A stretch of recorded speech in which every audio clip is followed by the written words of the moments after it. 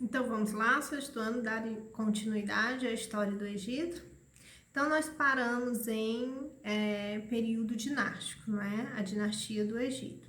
Mas vamos recapitular, vamos lembrar? Então assim, período pré-dinástico é a questão da divisão em nomos. E aí nós temos um líder de cada nomos, que são os nomarcas, não é? A divisão do Alto e do Baixo Império. Mas esse império, ele é unificado. O Alto e o Baixo Egito, eles vão fazer parte de um único território graças ao primeiro faraó, que é Menes I. Então, Menes unifica o Alto e o Baixo Egito e surge aí essa primeira figura política intitulada de faraó. A partir do momento que há essa unificação, nós estamos fazendo parte do outro período, que é o período dinástico.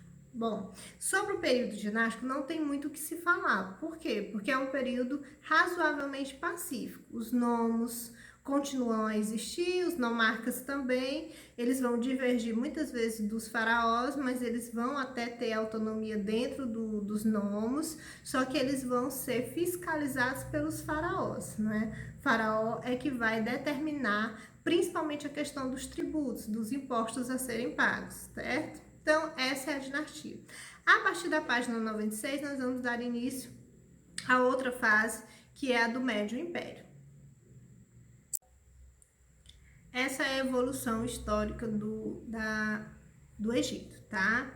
Primeiro, nós vimos a questão do Antigo Império, que é a pré-dinastia e o período da dinastia, do Médio Império, que é o que nós vamos dar início agora ao estudo, e por último, do Novo Império. Então, basicamente, a história do Egito Antigo se divide em Antigo, Médio e Novo Império, tá bom? Então, vamos dar início ao que a gente chama de Médio Império, que é depois da unificação dos territórios do Alto Egito e do Baixo Egito.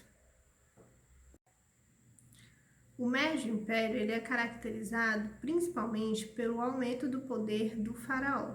Então, a gente vai ter no Médio Império um período que é considerado cheio de conflito, mas também um período que é considerado um período pacífico, tá certo? Então, o que vai acontecer? O que vai caracterizar o Médio Império?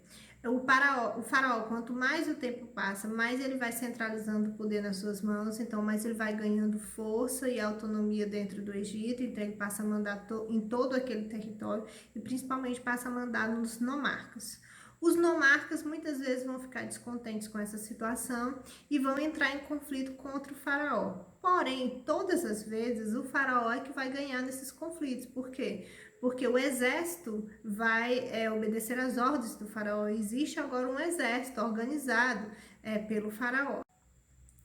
Então, a gente tem no Médio Império essa questão desses conflitos entre nomarcas e faraó. Tirando isso, aconteceu no Médio Império a transferência da capital. Então, foi escolhida Tebas como uma cidade importante que deveria ser a capital do Egito. E além disso, vai ser marcado por dois acontecimentos importantes, que é a invasão dos Ixos, povos que andavam por esse território e queriam invadir já há muito tempo o Egito, e eles tinham uma força militar maior do que a do exército do faraó. Na verdade, essa era uma fragilidade do Egito. O exército não era tão organizado, não era tão numeroso, eles tinham essa deficiência, então foi de certa forma até fácil para os Hicsos invadirem o território do Egito. Então, eles invadiram e dominaram essa região por um certo tempo, expulsaram os egípcios e o faraó. Alguns egípcios ficaram sendo escravos nessa região, até que, depois de algum tempo, o faraó se organiza o seu exército, tanto em estrutura como em quantidade, e eles conseguem tomar esse território dos Hicsos. Nesse meio termo, quando os Hicsos estavam no poder no Egito, quando eles dominavam o Egito, chegou nessa região os povos hebreus. A gente vai estudar isso lá na frente, tá? Então, eu não vou adiantar muito. Só dizer que quando os hebreus chegaram nesse território, eles foram acolhidos pelos Hicsos e eles puderam conviver lá sem ser escravizados. Puderam praticar a agricultura e sobreviver naquela região naturalmente. Quando o faraó retorna ao Egito e consegue tomar o Egito, eles começam a escravizar os hebreus, porque eram povos que tinham se fixado quando os Íxons estavam lá. Então, eles consideram os hebreus inimigos e começam a escravizar os povos hebreus, tá? Então, dois acontecimentos importantes: a chegada dos hebreus e, antes disso, a invasão dos Ixos. Outra característica do período do Médio Império é que houve uma expansão territorial muito grande, de acordo com a administração do faraó. Então, o faraó ele prezava também por isso, por uma expansão territorial, e eles chegaram a conquistar a Núbia, essa região que era muito rica em ouro e metais preciosos. Isso foi muito importante para o Egito, porque quanto mais o tempo passava, mais o Egito ia centralizando o poder nas mãos do faraó e enriquecendo, principalmente com essas conquistas territoriais. E aí, como eu já havia falado, houve a invasão dos Íxons, que vai quebrar um pouquinho essa trajetória do faraó, ele vai se fragilizar, vai ser expulso do Egito. Depois é que os egípcios novamente tomam o poder dos Íxons. E aí nós vamos para a última fase aí dessa história do Egito, que é o Novo Império. O Novo Império ele vai começar exatamente quando os egípcios conseguem retornar ao Egito e expulsar os Íxons, tá certo?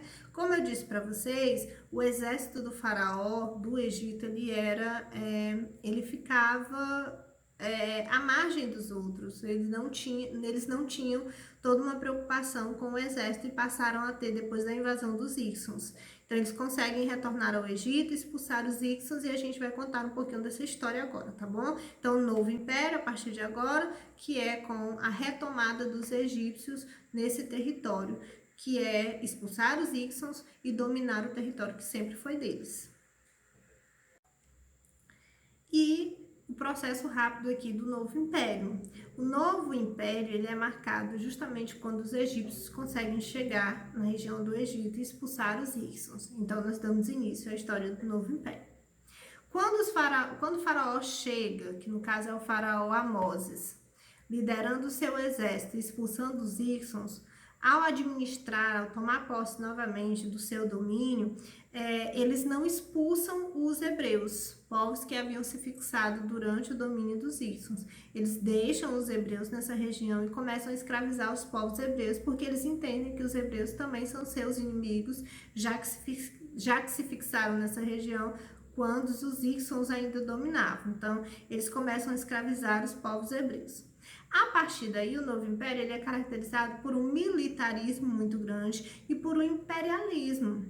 O Egito só cresce, começa a dominar outras regiões e começa a perceber que era preciso também investir na questão do exército. Então, fica mais difícil de outros povos invadirem, porque eles tinham aprendido isso com a invasão dos Íxos. Então, eles começam a se militarizar o máximo possível. E a gente tem aí uma classe importante que vai tomar espaço nesse processo, que são os sacerdotes.